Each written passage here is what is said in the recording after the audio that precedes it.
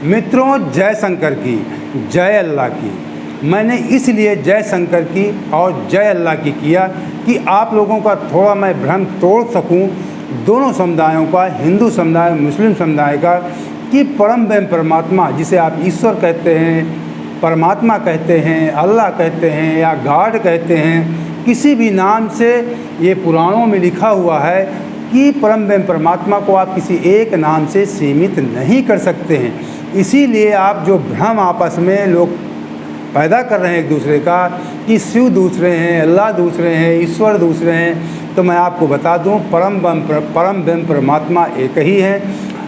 और इस समय ज्ञानवापी को लेकर के तरह तरह के लोग अपने अपने ज्ञान बघार रहे हैं। तो हमें भी लगा कि हमने भी जो थोड़ा बहुत किताबों में, वेदों में, पुराणों में पढ़ा है, या आप लोगों तमाम हमारे जो बुज़ुर्ग हैं, हमारे सीनियर हैं, उनसे कुछ सीखा चर्चाओं के माध्यम से, तो हमने कहा आपके साथ थोड़ा शेयर किया जाए। क्योंकि इस समय ज्ञानव्यापी का मुद्दा काफ़ी चर्चा में है मीडिया में। तो आपको जानकारी दे दें कि आज ज्ञानव्यापी का सर्वे पूरा हो चुका है। 4 दिन का सर्वे था। पहला सर्वे हुआ था 24 जुलाई को, और इधर 3 दिन से सर्वे हुआ, 4 अगस्त, 5 अगस्त और 6 अगस्त। तो ASI जो भारतीय पुरातत्व सर्वेक्षण विभाग है, तो पहला सर्वे 24 जुलाई को मान रहा है। इस तरीके 3 दिन है, 4 दिन का सर्वे पूरा हो चुका है। तो बताते हैं कि हिंदू पक्ष अपना दावा कर रहा है, मुस्लिम पक्ष अपना दावा कर रहा है। ASI टीम में लगभग 58 लोग थे, 8 लोग हिंदू पक्ष के थे, 3 लोग मुस्लिम पक्ष के थे। सबके सामने हुई उसकी 3D फोटोग्राफी हुई, 3D तमाम तरह के जो भी आज के आधुनिक सिस्टम थे, हर तरीके से दीवारों की फोटोग्राफी हुई, सब कुछ हुआ। तमाम ऐसे निशान बताते हैं पाए गए जो हिंदू मंदिर या उसमें मंदिरों में होते हैं। अलमारियां हैं, जिसे आप कह सकते हैं जो सामान रखने के आर वगैरह बनाए जाते हैं। तो इस तरीके कुछ निशान पाए गए। तो मैं इसके बारे में अपने मुस्लिम भाइयों से भी और हिंदू भाइयों से ये अपील करूंगा कि सच्चाई को समझने का प्रयास कीजिए। ये सत्य है कि काशी नगरी भगवान शिव से जुड़ी है, इस बात को पूरी दुनिया जानती है। तो कहीं न कहीं शिव उसमें रहस्य जुड़ा हुआ है। दूसरी बात, जो नंदी होते हैं, नंदी एक प्रमाण है कि जहाँ शिवलिंग होता है वहाँ पे नंदी जरूर होते हैं। तो नंदी का मुख, जो जिसे ज्ञानव्यापी मस्जिद समय कहा जा रहा है, उसकी तरफ होना, ये एक प्रमाण मिला। यहीं से शक पैदा हुआ था। और कहते हैं गौरी श्रृंगार, वो भी मस्जिद परिसर के अंदर होना।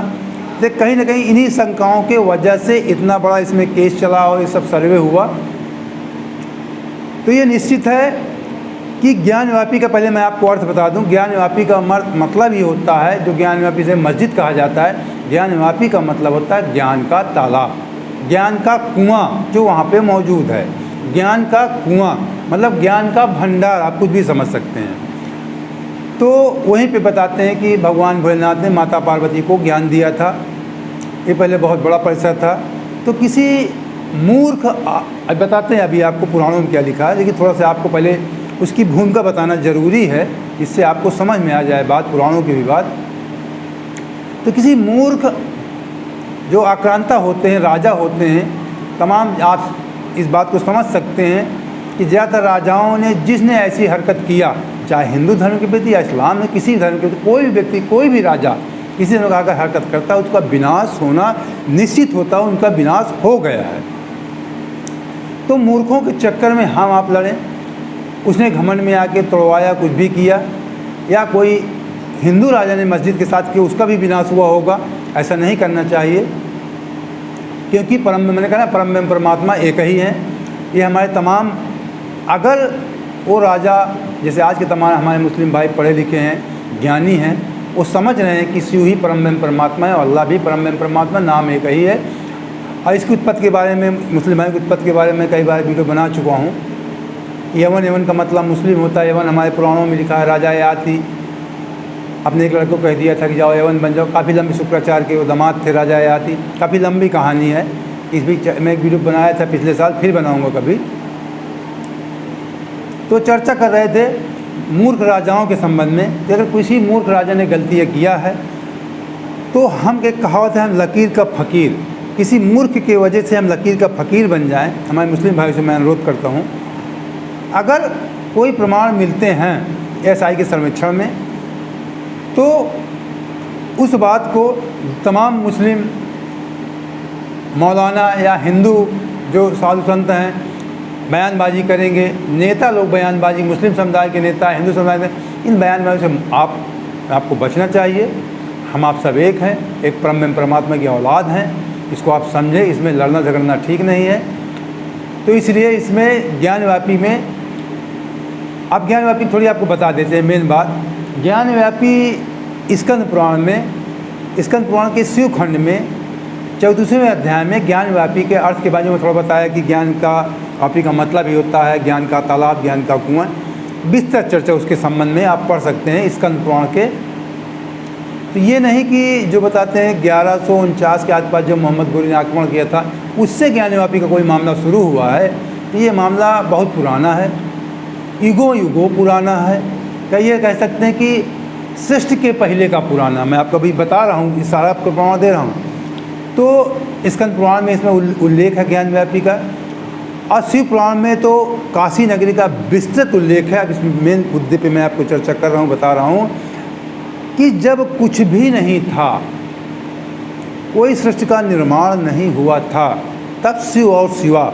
अब आप कहेंगे सृष्टि का निर्माण, सृष्टि का कहने का मतलब ये जो ब्रह्मांड आप समझ रहे हैं, महसूस कर रहे हैं, प्रकृति महसूस कर, ये माता पार्वती है और इस ब्रह्मांड का संचालक भगवान भोलेनाथ शिव हैं। तो शिव शिवा जो पुराणों में लिखा हुआ, मैंने खुद पढ़ा है, लिखा हुआ कि वो काशी आए, काशी के पहला नाम, पुराना नाम था आनंदवन। जो ये शिव पुराण किताबें रखी हुई हैं इनमें लिखा हुआ है काशी का नाम आनंदवन।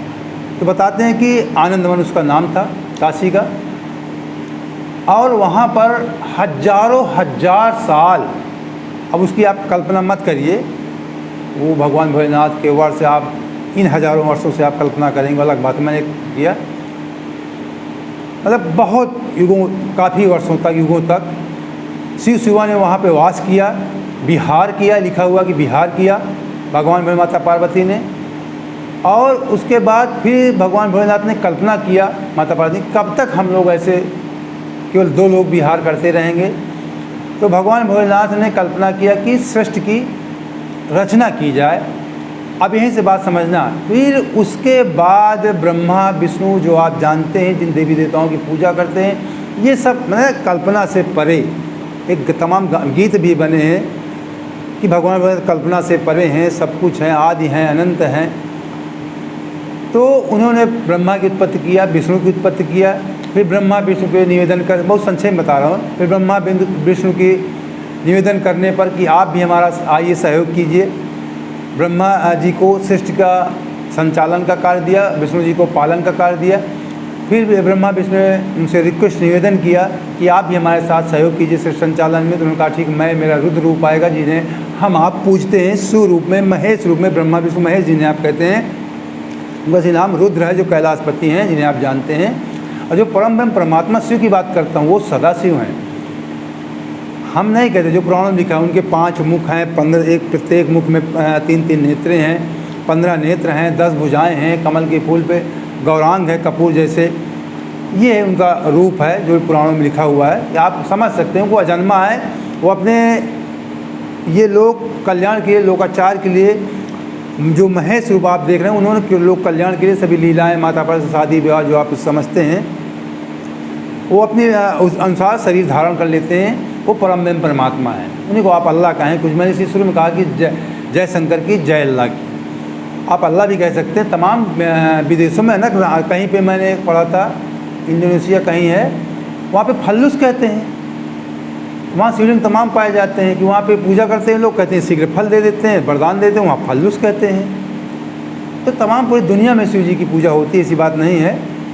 तो किसी भी नाम से आप उनकी भाव आप कहो कि परम ब्रह्म परमात्मा कोई हैं। मैंने एक वीडियो बनाया था, कुत्ते बिल्ली के रूप में आप उनकी पूजा कर सकते हैं। पुराणों में लिखा हुआ है कि कुत्ते बिल्ली को खाना खिलाकर शिव की पूजा हो जाती है, वृक्ष में पानी डालकर शिव की पूजा हो जाती है। यानी कि वो ये पूरा ब्रह्मांड उन्हीं से है, अल्लाह के नाम से आप करिए, कुछ भी करिए। तो उसके बाद फिर ब्रह्मा विष्णु तो फिर भाई महेश जी खुद आए, उन्होंने शिव जी ने कहा कि मेरा पूर्ण रूप, ये अंश अवतार ब्रह्मा विष्णु मेरा पूर्ण अवतार होगा रुद्र रूप में, जो ब्रह्मा विष्णु का सहयोग करेंगे। तो इस तरीके इनकी कहानी है। ज्ञानव्यापी का इस समय मुद्दा काफ़ी चर्चा में था। मैंने कहा आपको थोड़ी इसके बारे में तमाम भ्रांतियाँ फैलाई जा रही, तरह तरह के वो किए जा रहे हैं, तो इसमें आपको हमारे दोनों समुदाय की बात है, ज़्यादा इसमें नेताओं के या मुल्लाओं के या साधु महात्माओं के, पंडितों के चक्कर में ज़्यादा नहीं पड़ना है। जो संवैधानिक रूप से न्यायालय फैसला दे, जो एसआई का सर्वेक्षण में निर्णय आए, जो यथास्थिति होगी, हो सकता है बाद में मस्जिद बनी हो तो एसआई सर्वे खुद किया होगा, मस्जिद के प्रमाण, अगर मंदिर पहले से रहा है। ये मैंने आपको सिद्ध कर दिया कि काशी नगरी इस सृष्टि से पहले की है, प्राचीन है, आदि मतलब कब आरंभ कब इसका है उसको आप नहीं समझ सकते। लेकिन बाद में तमाम आक्रांता आए, राजा आए, उन्होंने अपने तोड़ फोड़ किया, बनाया मस्जिद, हो सकता मस्जिद बनाया हो, वो तो जांच का विषय है, वो तो न्यायालय के फैसला के बाद पता लगेगा। 2 सितंबर को न्यायालय ने कहा है कि पूरी रिपोर्ट एएसआई पेश करे, उसके बाद पता लगेगा कि क्या वहाँ मामला है। तो कुल मिला के हमको आपको सावधान रहना है। जो मैं बार बार कहता हूँ कि जो तमाम तथाकथित कुछ साधु महात्मा बयानबाजी करते हैं उत्तरांग की, या कुछ मुस्लिम समुदाय के लोग नेता न हैं या हिंदू समुदाय के नेता हैं, इनसे आपको बचना है। हमको जो संवैधानिक से इस समय जो सिस्टम चल रहा है संविधान का, उसके ढंग से जो फैसला है उसको हमको आपको मानना है।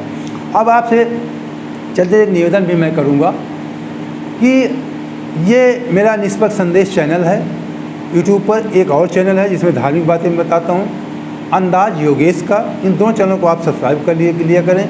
और हमारा फेसबुक पेज भी है अंदाज योगेश का, उसको भी आपके सामने आया, सर्च करके आप उसको फॉलो कर सकते हैं। उसमें हर तरह की जानकारी रहती है। फेसबुक में अंदाज योगेश का फेसबुक पेज है, अंदाज योगेश का यूट्यूब चैनल भी है जो धार्मिक चैनल है। ये निष्पक्ष संदेश, ये निष्पक्ष खबरों के लिए है, हर तरह की खबरों के लिए। और अगर आप इसी तरह की खबरें देखना चाहते हैं, हमारा आर्थिक सपोर्ट भी करना चाहते हैं, सब्सक्राइब तो कर ही लीजिए, वीडियो को शेयर ज़रूर कर देना, सबको सही जानकारी पहुंचना चाहिए। और हमारे चैनल को सक्षम में ज्वाइन भी कर लीजिए। नहीं ज्वाइन कर दें, मंथली कुछ पेमेंट होते हैं, अगर इसको आप करने में सक्षम नहीं है तो 1 टाइम पेमेंट करके आप हमारा आर्थिक सहयोग कर सकते हैं। हमारा नंबर डिस्क्रिप्शन बॉक्स में भी रहता है और आपकी स्क्रीन पे भी है। इसके माध्यम से कोई भी बहुत बड़ा हम आर्थिक सहयोग नहीं मांगते, छोटा मोटा 100-50 रुपये से लेकर कुछ भी आप हमारा आर्थिक सहयोग कर सकते हैं। फिर मैं कहता हूँ जय शंकर की, जय अल्लाह की, जय परमात्मा की, जय भोलेनाथ की।